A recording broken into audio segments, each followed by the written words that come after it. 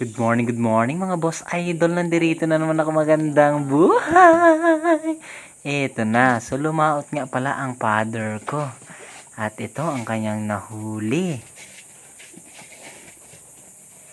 So ako nga pala yung magdadala ng nahuli niya sa komprador, no mga boss idol.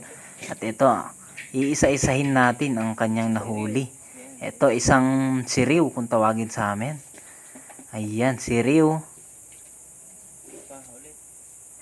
Ito pa, siriw din. Masarap to sa sinigang, sa prenito. Ayan, mga boss idol, no? Panay siriw ang kanya nahuli. So, nakapitong piraso pala siyang siriw, mga boss idol. And then, yung tatlo is pinaimong niya sa mga nagkumbatsero, no? Ayan, no, siriw. So, masakit nga pala yung biwang ni father ko dito. At ako naman daw ang magdala sa komprador. Ayan. So, pagpasensyahan nyo na yung malaki kong tiyan, no? At ito, meron din tayong babayuti, mga boss idol.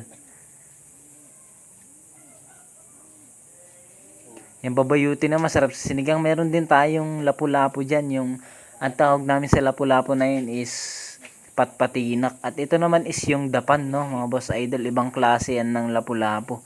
Magkaiba yung patpatinat tsaka dapan, no? Ayan, no. Oh, mayroon ding brown na lapo, no, mga boss idol.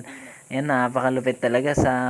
Sayang hindi tayo sinama ni Papa dahil may pasok tayo, mga boss idol. Kaya hindi tayo sumama kay Father.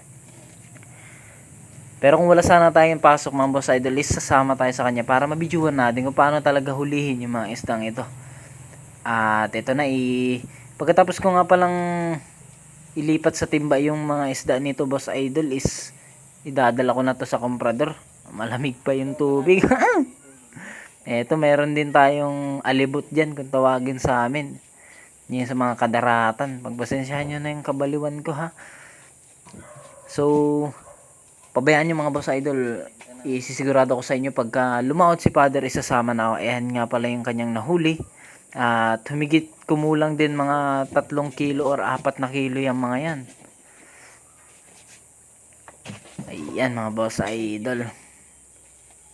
Yan. So, pag nagugustuhan yung mga ganitong video is huwag nyo kakalimutan mag-subscribe, no? Ayan, maya-maya naman. Ito, high class to, mga boss idol. Ang sarap ng laman, no? So, yun lang. Salamat. Love you.